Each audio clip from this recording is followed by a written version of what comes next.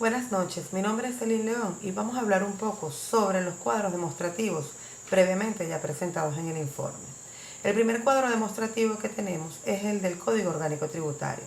Este presenta una base constitucional, el cual se desarrolla en los principios tributarios que están contemplados dentro de la Constitución de la República Bolivariana de Venezuela. Entre los principios que se establecen en la Constitución tenemos el de la legalidad, la generalidad, la capacidad contributiva, la progresividad, la proporcionalidad, la justicia, el cual nos habla de la igualdad y equidad, la no confiscatoriedad, la irretroactividad, el acceso a la justicia y la tutela judicial, así como el pecuniario de las obligaciones.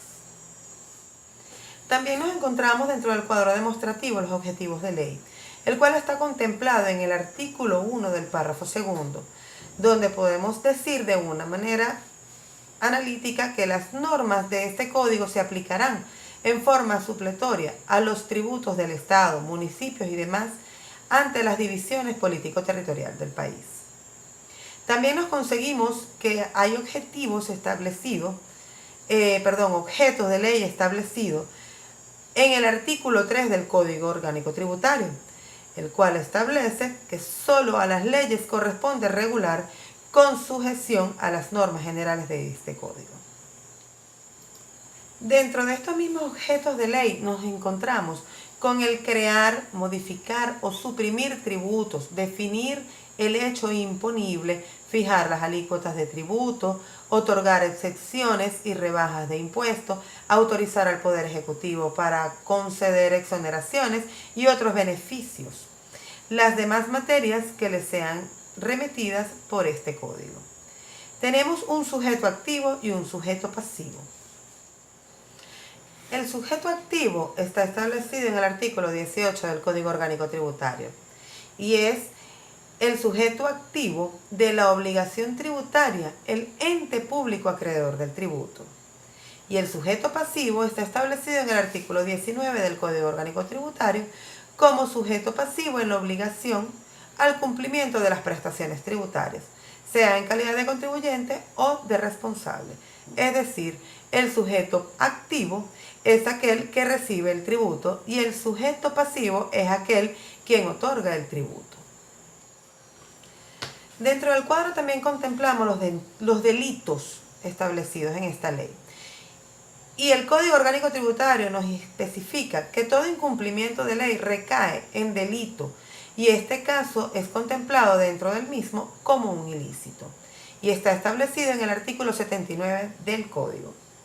La clasificación de los ilícitos se establece en el artículo 80 del Código y nos los especifica en ilícitos formales, ilícitos relativos a las especies fiscales y gravadas, ilícitos materiales, ilícitos sancionados con penas retractivas de libertad. Dentro de las sanciones tenemos el artículo 94 que nos establece sanciones aplicables como lo son la prisión, multa, comisión y destrucción de los efectos materiales objeto del ilícito o utilizados para cometerlos, clausura temporal de los establecimientos, inhabilitaciones para los ejercicios de oficio y profesión. También tenemos la suspensión o revocación del registro y autorización de industrias y expendidos en especies de gravadas fiscales. Vamos a hablar ahora un poco sobre el cuadro demostrativo de la Ley Orgánica de Precio Justo, presentando una base constitucional en la que se trata de una ley que limita la libertad económica de quienes desarrollan una actividad comercial en Venezuela, cuestión que es perfectamente posible, tal y como ha sido contemplado en el artículo 112 constitucional. Asimismo, la Constitución de la República Bolivariana de Venezuela nos especifica en el artículo 203 que las leyes han sido calificadas como orgánicas por parte de la Asamblea Nacional. Previo a su promulgación, sean remitidas a la Sala Constitucional del Tribunal Supremo de Justicia. Dentro de los objetos de ley, conseguimos el artículo 1 de la Ley Orgánica de Precio Justo, donde establece que la presente ley tiene como objeto asegurar el desarrollo armónico, justo, equitativo, productivo y soberano de la economía nacional, a través de la determinación de precios justos de bienes y servicios, mediante el análisis de la estructura de costos. Asimismo, tenemos presente un sujeto activo y un sujeto pasivo, que están delimitados en el artículo 2 de la Ley Orgánica de Precios Justos. Y este artículo nos dice que quedan sujetos a la aplicación de la presente ley las personas naturales y jurídicas de derecho público o privado, nacionales o extranjeras, que desarrollen actividades económicas dentro del territorio nacional. Los delitos que contempla la ley están delimitados en el artículo 44. Y estos son la infracción, el incumplimiento de las obligaciones establecidas, sus reglamentos y demás normas dictadas por el SUNDER, de conformidad con lo dispuesto en el artículo ya antes mencionado.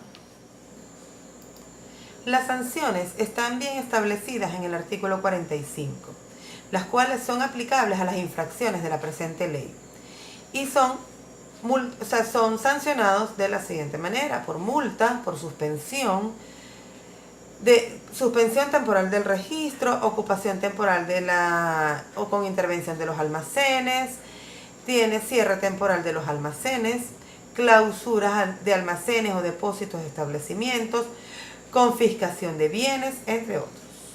De esta manera hemos dado un pequeño resumen de los cuadros demostrativos que se generaron ante un informe solicitado, por lo cual agradecemos su atención y los dejo con mi compañero Eduardo Alemán. Muy buenas tardes, mi nombre es Eduardo Alemán, soy participante de la materia Leyes Penales Especiales y les voy a exponer hoy brevemente algunos puntos importantes en cuanto a la ley de régimen cambiario y la ley del sector bancario.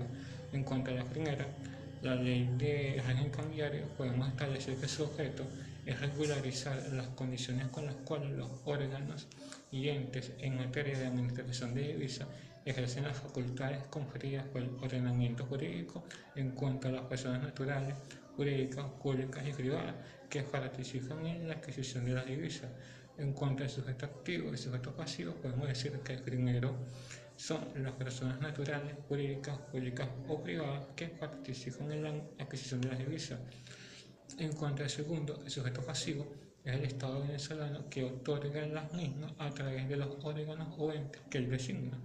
En cuanto a los delitos que establece esta ley, existen muchos, pero les voy a mencionar lo más importante, como presentar información falsa o forjada, adquirir divisas mediante engaño, utilizar un tipo de cambio no oficial para establecer el precio, desviación de divisas y divulgar información en cuanto a un tipo de cambio que no sea cierto.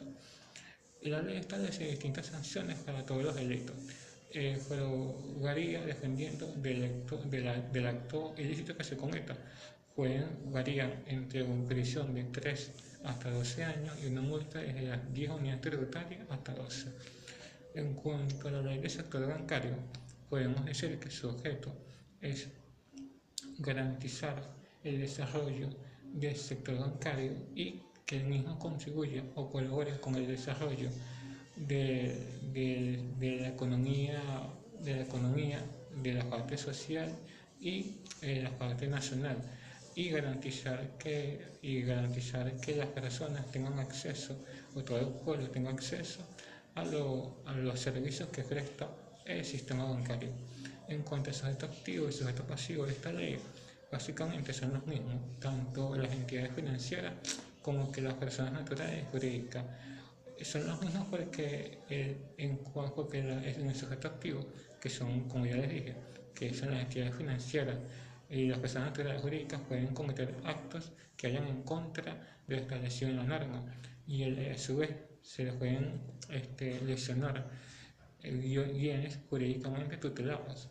En cuanto a los delitos que establece esta ley, podemos mencionar lo siguiente, como apropiación indebida de la información de los clientes, captación indebida, aprobación indebida de los créditos y establecer información financiera falsa.